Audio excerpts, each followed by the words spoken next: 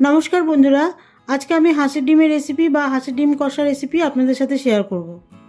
শীতের এই সময়টাতে হাঁসের ডিম খেতে বেশ ভালোই লাগে। তবে আজকে আমি যে ডিম কষাটা বানাবো সেটা সম্পূর্ণ অন্যরকমভাবে বানাবো, যেটা রুটি, পরোটা, গরম গরম ভাতের সাথে খাবেন, অসাধারণ লাগবে। আসুন তাহলে ভিডিওটা শুরু করি। সবার প্রথমে সেদ্ধ ডিমগুলোকে হাফ করে নেব।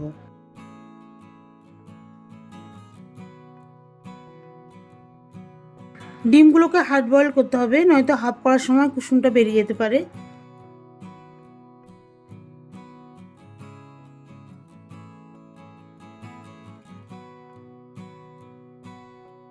সমস্ত ডিম হাফ করা হয়ে গেলে এই ডিমগুলোকে ভেজে নেব। ডিমটা ভাজার জন্য কড়াইয়ে সর্ষে তেল দিয়ে দিচ্ছি। তেলটা গরম হয়ে গেছে, এবারে সব ডিমগুলো তেলের মধ্যে ভাজার জন্য দিয়ে দিচ্ছি। মিডিয়াম হিটে ডিমগুলোকে ভেজে নেব। ডিমের এক পাশটা ভাজা হয়ে গেলে সাবধানে উল্টে নিয়ে ডিমের অপর পাশটাও ভেজে নেব।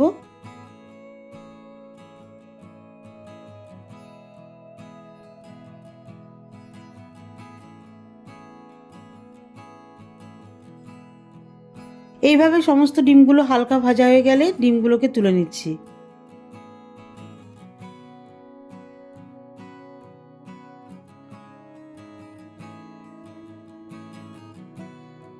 ওই তেলে দিয়ে দিচ্ছি দুটি মাঝারি সাইজের পেঁয়াজ কুচি, 5-6টা আদা কুচি, ছোট সাইজের একটা গোটা রসুনের কোয়া, এর সাথে প্রায় 10টার মতন গোটা কাজু বাদাম দিয়ে দিচ্ছি।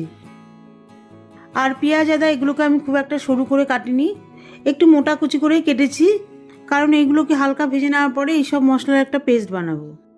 পেঁয়াজ, কাজু বাদাম, আদা, রসুন 1 মিনিট মতো নাড়াচাড়া করে এর মধ্যে 8টা কাঁচা লঙ্কা দিব। কাঁচা লঙ্কা দেওয়ার পরে আবারও খানিকক্ষণ হালকা ভেজে নেব।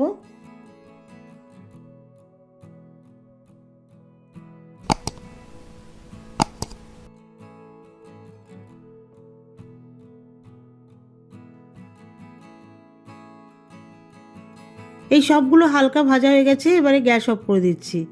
তেল থেকে এই সমস্ত মশলাগুলো তুলে নিচ্ছি। তেল থেকে এই সব ভাজা মশলাগুলো তুলে নেওয়ার পরে এগুলোকে ঠান্ডা করে নেব। ঠান্ডা হয়ে গেলে এগুলোর পেস্ট বানিয়ে নেব। এখন এই রেসিপিটার জন্য আরও একটা উপকরণ তৈরি করে নেব। একটা স্টিলের পাত্রে অল্প একটু কাসুরি মেথি দিয়ে দিচ্ছি। কাসুরি মেথিটা শুকনো ভেজে গ্যাস অফ করে দিচ্ছি।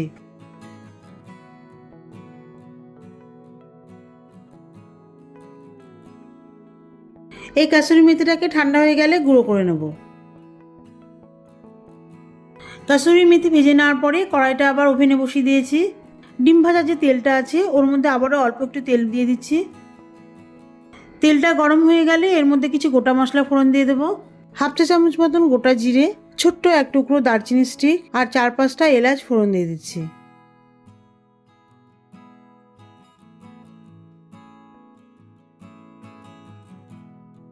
ফোড়নটা ভালো করে ভেজে নিয়ে এর মধ্যে কাজু বাদাম, পেঁয়াজ, আদা, রসুন, কাঁচা লঙ্কার পেস্ট দিয়ে দিচ্ছি। এখন 2 মিনিটের মতন মশলাটা কষিয়ে নেব।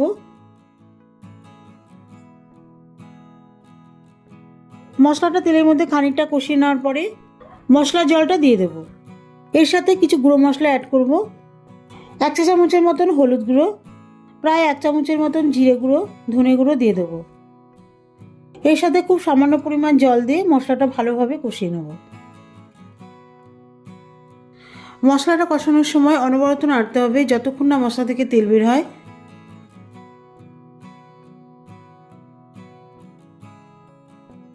সব মশলা ভালোভাবে কষানো হয়ে গেলে মশলা থেকে যখন পুরোপুরি তেল বেরিয়ে আসবে, এখন অ্যাড করছি 2 টেবিল চামচ মতন ধনেপাতা বাটা।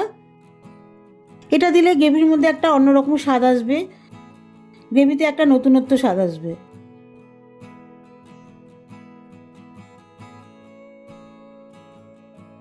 1 গ্লাসের মতন জল দিয়ে দেবো। এর সাথে পরিমাণ মতন লবণ দিয়ে ঝোলটা ভালো মতন মিশিয়ে নেব।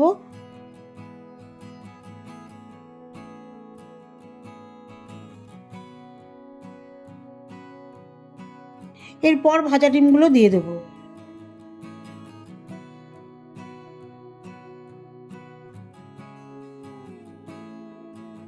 ডিমগুলো ঝোলের মধ্যে ভালোভাবে মিশিয়ে দিয়ে পুরোপুরি সেদ্ধ হওয়ার জন্য ফুটতে দেব।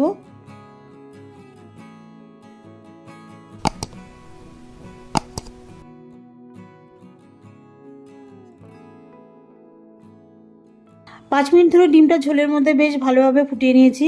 দেখুন ঝোলটাও বেশ ঘন হয়ে এসেছে। ঝোলটা এবারে বেশ ঘন হয়ে এসেছে। কয়েক সেকেন্ডের মতন ঝোলটা নাড়াচাড়া করে লো ফ্লেমে দিয়ে দিচ্ছি হাফ চামচ মতন ধনেপাতা বাটা। এর সাথে হাফ চা চামচেরও কম পরিমাণে দিয়ে দিচ্ছি গরম মশলার গুঁড়ো আর একটুখানি ঘি। এগুলো খুব সাবধানে ঝোলের মধ্যে মিশিয়ে দেব। ধনেপাতা বাটা দিচ্ছি সবার শেষে, এই কারণেই যাতে ঝোলের মধ্যে এর যে কাঁচা গন্ধটা খুব সুন্দরভাবে পাওয়া যায়, গ্রেভির মধ্যে খুব সুন্দর একটা ফ্লেভার আসবে, খেতেও ভালো লাগবে।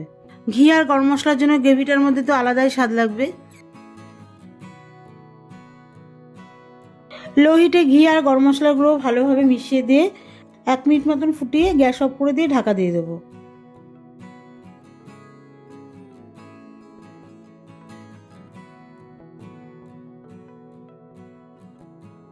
পাঁচ মিনিট পর প্লেটে সার্ভ করছি। খুব সুন্দর কিন্তু একটা গন্ধ আসছে, ধনেপাতার গন্ধটা খুবই সুন্দর লাগছে, ঘিয়ের গন্ধ বেরোচ্ছে। গরম গরম যে কোনো ধরনের রুটি পরোটার সাথে খাবেন, অসাধারণ লাগবে।